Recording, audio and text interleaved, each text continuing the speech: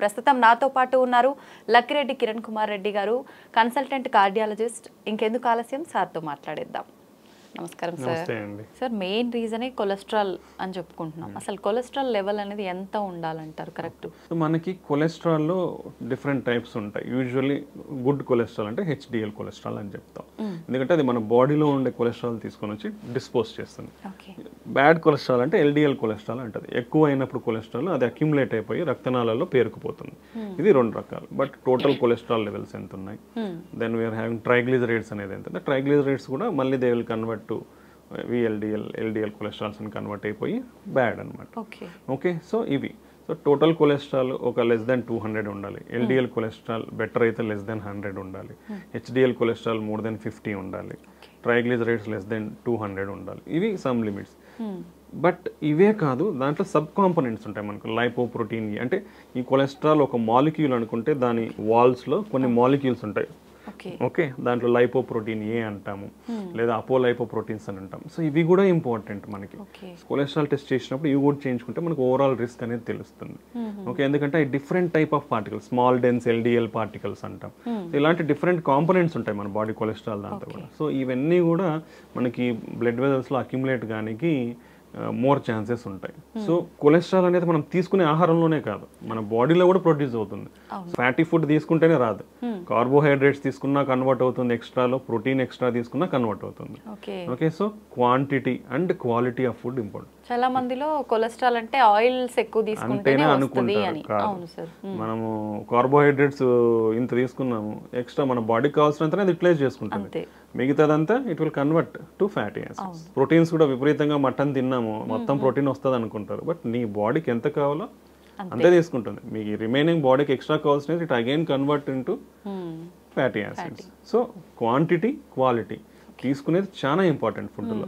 So what is called, అందుకే మనం ఏం చెప్తామంటే మనందరికి 3 పూట్ల తినేది అలవాటు. 3 పూట్ల ఏంటంటే ఒకేసారి ఎక్కువగా తినేస్తాం. దానికంటే 5 చేసుకోవచ్చు.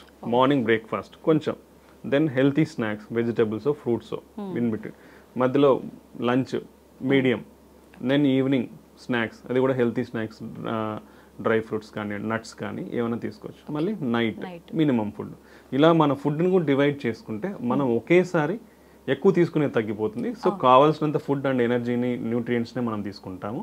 సో స్టోరేజ్ కూడా మనకు ఉండదు కాబట్టి మనం ఆ రిస్క్ నుంచి తగ్గించుకోవచ్చు. సో ఈ హెల్తీ అండ్ బ్యాలెన్స్డ్ మీల్స్ అనేది చాలా ఇంపార్టెంట్. ఇప్పుడు కొలెస్ట్రాల్ పేరుకుపోయినప్పుడు గుండెలో మనకు సిమ్టమ్స్ ఏమైనా తెలుస్తుందా సార్? పెయిన్ వచ్చే వరకు తెలియదు చాలా వరకు, కానీ కొంతమందిలో అంటే చిన్న చిన్న ఇందాక మీరు చెప్పినట్టుగా గుండె దడ అని, అలసిపోవడం ఇలాంటివి తెలుస్తాయి, కానీ ఇవి నార్మల్గా వచ్చేవేమో అనుకుంటారు. అలా నిజంగా వచ్చే అవకాశం? యూజువల్గా కొలెస్ట్రాల్ అక్యుములేట్ అవుతుంది అన్నప్పుడు మనకు సిమ్టమ్స్ కానీ అలాంటివి ఏది ఉండవు.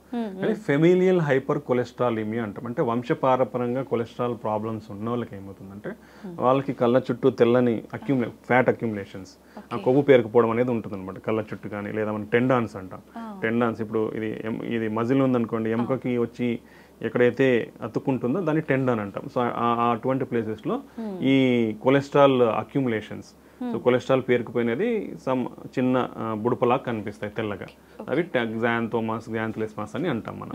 అలానే మన కంట్లో కూడా కొలెస్ట్రాల్ ఎక్కువ ఉన్న చిన్న పొరలాగా కూడా వస్తుంది. సో కళ్ళలో, కంట్లో మన ఏదైతే కార్నియా అంటాం కదా, నల్లగుడ్డు కనిపిస్తుంది, ఆ సర్కిల్లో మనకు తెల్లగా కనిపించే అవకాశం. ఇవన్నీ వంశపారంపరంగా కొలెస్ట్రాల్ ఎక్కువ ఉన్న వాళ్ళలోనే కనిపిస్తాయి. అంతేగాని నార్మల్ ఉన్న వాళ్ళకి కొలెస్ట్రాల్ పేరుకుపోతా ఉంటే మనకి సిమ్టమ్స్ ఏం ఉండవు అట్లాంటివి. బట్ ఎప్పుడైతే ఈ బ్లడ్ వెజల్స్ అనేది మనకి బ్లాక్ లైక్ 50, 60, 70% అనేది ఎప్పుడైతే స్టార్ట్ అయితే వస్తాయో అప్పుడు ఈ చిన్న చిన్న సిమ్టమ్స్ లైక్ అలసట రావడం, ఇప్పుడు ఈవెన్ మన కాళ్ళకి కూడా బ్లడ్ సప్లై అవుతుంది, మన కాళ్ళల్లో కూడా బ్లాక్స్ ఏర్పడినాయి అనుకోండి, మనం నడిచినప్పుడు మనకి కండరాలలో, పిక్కలలో కూడా నొప్పి వస్తుంది అనమాట.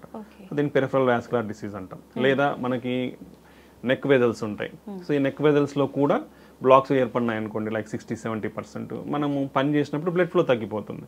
తగ్గిపోయినప్పుడు మనకు కొంచెం కళ్ళు తిరగడం కానివ్వండి, హెడ్ ఏక్ కానీ, ఇలా మన కళ్ళు మస్కలు బారడం కానీ ఇలా కనిపించే అవకాశం ఉంటుంది అనమాట. సో ఇలా సిమ్టమ్స్ అనేది ఆ బ్లాక్స్ ఏర్పడిన తర్వాత, అంటే సివియర్ కాకముందు ఒక మోడరేట్ బ్లాక్ ఉన్నప్పుడు డెఫినెట్లీ మనకి చిన్న సైన్స్ కానీ కొన్ని సిగ్నల్స్ అందజేయడం అయితే జరిగే ఛాన్స్ అయితే డెఫినెట్లీ.